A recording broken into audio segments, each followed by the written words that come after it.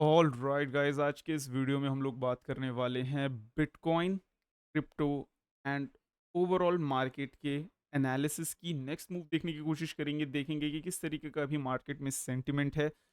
तो अगर आप लोग कोई से भी तरीके से या किसी भी तरीके से क्रिप्टो करेंसी से रिलेटेड काम करते हो, होल्डिंग, ट्रेडिंग या फिर क्रिप्टो इंथुजियास्ट हो, जहाँ पे आप देखना चाहते हो कि मार्केट का क्या मूव होने वाला है, this video is going to help you a lot. So make sure करना कि आप अपना फोकस बिल्कुल लेजर शार्प रखो और वीडियो पूरी एंड तक देख।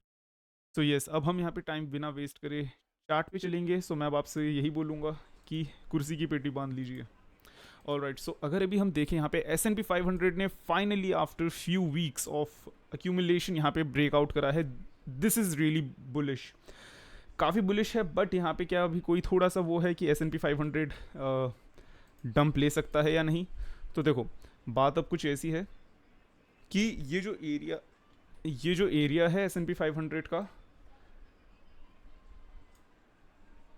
4300, ठीक है, 4314। मार्केट क्या यहाँ से रिजेक्ट कर सकती है? अगर आप देखो तो यस, थोड़ा सा रिजेक्ट करेगी, बट जिस तरीके का बुलिश मोमेंटम यहाँ पे लिया है, मोस्ट लाइकली यहाँ पे आपको एक अच्छा मूव देखने को मिल सकता है। अगर ये यहाँ से ये इसका एक नया हाई सेट हो गया है, अगर ये नीचे भी आएगी तो ये आई डोंट थिंक यहाँ से नीचे आएगी। देन धीरे धीरे धीरे धीरे करके we will break to the upside.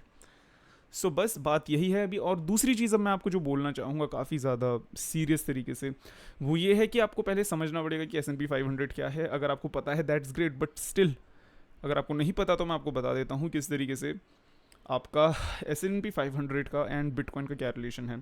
सो देखो, S&P 500 as name suggest, top 500 US, New York, overall अगर आप अमेरिका बोलते हो, जो भी बोलते हो, USA, वहाँ पे जो टॉप 500 कंपनी है उसका एक अक्यूमुलेटेड मूव जिस तरीके से हमारे यहाँ पे रहता है निफ्टी 50, ठीक है, निफ्टी 50 जिस तरीके से हमारा यहाँ पे रहता है, यहाँ पे हम निफ्टी को देखते हैं और बोलते हैं मार्केट पंप हो रहा है, डंप हो रहा है, उसी तरीके से S&P 500 को हम कहेंगे कि ये है इस तरीके से।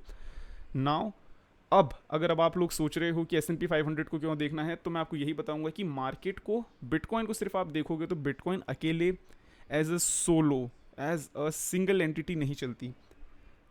US मार्केट का बहुत ही बड़ा यहाँ पे इम्पैक्ट रहता है। सो मेक श्योर करना कि आप हमेशा उस चीज़ को देखते हुए चलो ना। अब आपने S&P 500 को एनालाइज कर लिया, S&P 500 के को एनालाइज करने के बाद फिर आपको देखना है बिटकॉइन को। ऑप्शनल एक चीज़ बता देता हूँ, अगर आप DYDX को अगर आप देखते हो दैट इज़ ग्रेट, ठीक है, क्योंकि उससे भी आपको काफ़ी वो पड़ता है। अब मैं DYDX को आपको एक्सप्लेन कर देता हूँ। DYDX बेसिकली आपका US डॉलर का इंडेक्स है, एंड US डॉलर क्या है? एक करेंसी है। तो कभी भी अगर एक करेंसी की वैल्यू बहुत ज़्यादा बढ़ती है, क्या होता है?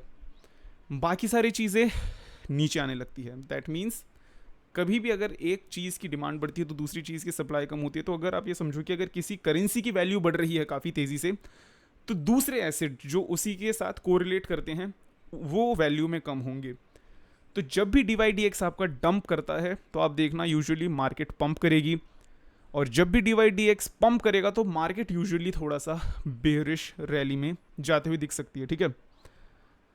अब आपको पता चल गया S&P 500 देखना ज़रूरी है। S&P 500 देखने के बाद अब हमें देखना है DYDX के बाद अब हम आएंगे फाइनली बिटकॉइन में। नाउ बिटकॉइन में भी आप किस तरीके से वो करोगे, एनालिसिस करोगे, किस तरीके से ट्रेड करोगे, वो बताता हूँ।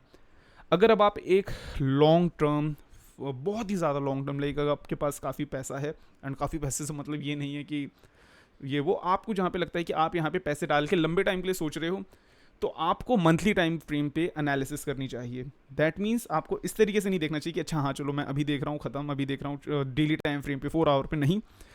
इसके लिए आपको यहाँ पे 4 आवर से ऊपर daily, weekly and monthly time frame पे आपको इसमें मार्केट को देखना चाहिए, जिससे आपको एक अच्छा आइडिया मिले, ठीक है।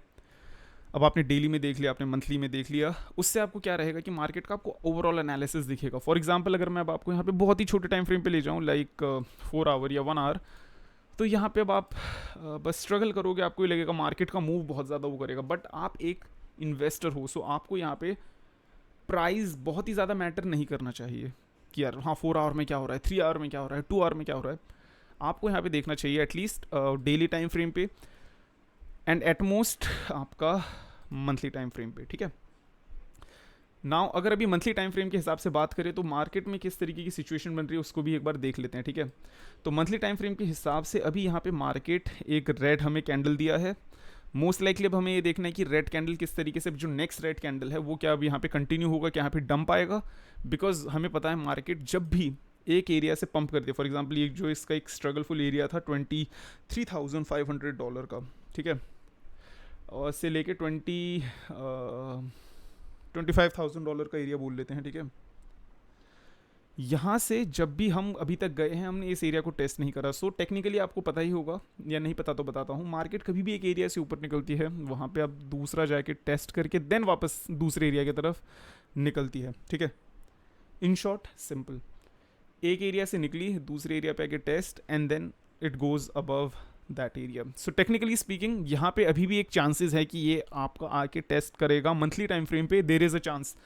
ये नहीं बोल सकते कि नहीं ऐसा नहीं होने वाला यहाँ पे, ये वो we are bullish, that's good, but technically भी आपको यहाँ पे देखना पड़ेगा कि क्या मार्केट डंप के लिए रेडी है या फिर नहीं। So yes, monthly time frame पे देखो तो देयर इज़ अ चांस कि ये आपका $25,000 के अराउंड या $24,000 के रेंज पे आके आपका फिर डंप करे, ठीक है ना। इन दोनों चीज़ों को देखने के बाद अब हम चलेंगे थोड़ा सा डेली टाइम फ्रेम पे, ताकि एक ब्रेक जो ट्रेडिंग हमारे वो हैं उनको पता चले। सो अगर आप एक होल्डर हो, मैंने आपको बता दिया, अब अगर आप एक ट्रेडर हो आपको एट मैक्स 1 आवर में देखना चाहिए, 1 डे में देखना चाहिए। अगर आप एक डे ट्रेडिंग करते हो तो, ठीक है, इंट्रा डे ट्रेडिंग बोल लो, डे ट्रेडिंग बोल लो, शॉर्ट टर्म ट्रेडिंग बोल लो, तो 1 डे एट मैक्स, बिकॉज देखने को आप 1 वीक देख के आप वो कर सकते हो, क्या बोलते हैं, अंदाज़ा लगा सकते हो कि मार्केट का मूव क्या होगा, बट अगर आपको ट्रेडिंग करनी है तो आपको यहाँ पे 1 डे टाइम फ्रेम पे देख के ही ट्रेड करना चाहिए फॉर टेक्निकल एनालिसिस पर्पसेस।